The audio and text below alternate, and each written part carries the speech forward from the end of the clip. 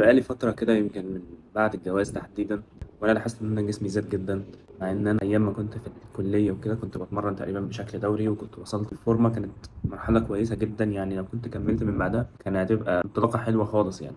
والموضوع دوت معايا من صغري، إن كان في دايما زيادة في جسمي وإن أنا بحتاج أتمرن وهكذا. تقريبا قعدت في فترة التمرين من 2018، بعدين تحديدا من سنة الكورونا بقى التزام كامل بالتمرين والتزام بالدايت. كنت بشتري سبلمنتس وبروتينز وكرياتين والكلام ده كله. المهم ان انا لاحظت والناس كمان ان انا زدت زياده، يعني يمكن اكتر من الفتره اللي انا كنت بدات فيها جيم. فصحيت النهارده وقررت ان انا هبدا ان انا اجهز جدول تمرين وجدول اكل، لان الواحد دايما بيقول ان هو عايز يبدا الحاجه، بس من قبل ما يدون الكلام وقبل ما يحط خطه لنفسه عمره ما بينفذ الحاجه دي. بدأت أسجل إيه هي الحاجات اللي أنا هحتاجها علشان التمرين، ووصلت الأربع نقط دي. قررت أشتري أجهزة بسيطة في البيت، لأن كانت بتواجهني مشكلة إن أقرب جيم ليا هياخد وقت طويل جدا. فبدأت تجهيز جيم منزلي، وقلت إن أنا هطوره مع الوقت إن شاء الله. يمكن الخامات ما كانتش أحسن حاجة، بس هو كافي جدا بالنسبة لي، وأنا شايف إن هو يؤدي الغرض في المرحلة الحالية يعني. وفي نفس الوقت كنت مراعي إنه يكون شامل كل حاجة تقريبا، وشامل كل العضلات اللي أنا محتاجة أتمرنها. كده نكون جهزنا الأجهزة ومكان التمرين، ووقت التمرين حددناه إنه يكون الساعة 2:30 الظهر كل يوم إن شاء الله. بعد كده رحت لعمو شات جي بي تي وقلت له احسب لي الاحتياج اليومي من السعرات الحرارية. بدأ يسألني شوية أسئلة ويطلب مني معلومات عشان يحسب لي. طلب مني الوزن والطول والعمر والنشاط اليومي بتاعي. بدأت أديله البيانات اللي هو طلبها، وبالفعل بدأ يحسب لي السعرات اللي أنا محتاجها لو حابب أحافظ على وزني أو حابب أنقص أو الكلام ده كله. بعدين طلبت منه يحسب لي احتياجي اليومي من البروتين والكاربس والدهون. بعد كده طلبت منه يرشح لي مكملات غذائية للهدف ده، ورشح لي التلاتة دول. وكده يبقى فاضل لنا حاجة واحدة بس.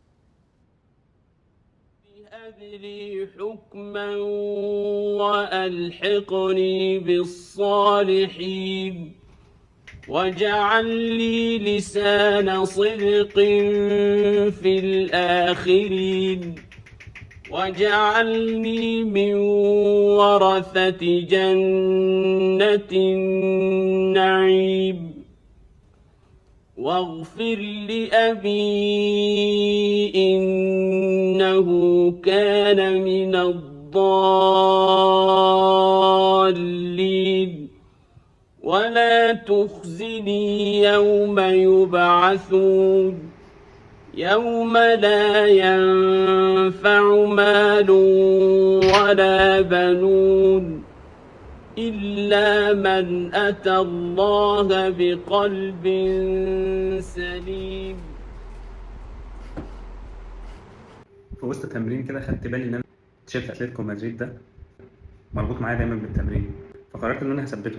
التيشيرت ده معايا مثلا من 6 7 سنين، وحرفيا تقريبا ما بلبسوش غير وقت وانا بتمرن. فتقريبا دماغي اتربطت ان التيشيرت دوت هو تيشيرت التمرين دايما.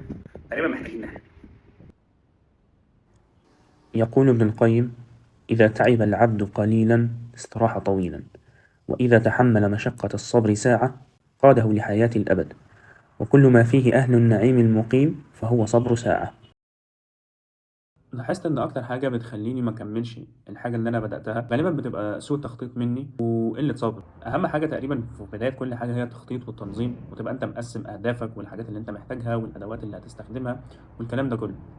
اكيد كلنا بدانا حاجات كتير قبل كده وقفنا في نص الطريق ويمكن في اوله كمان، بس خلينا يكون النهارده بدايه جديده وخطوه جديده لحاجات وقفت معانا قبل كده. مش لازم تكون البدايه قويه او مثاليه، المهم ان احنا نبدا من جديد. سلام.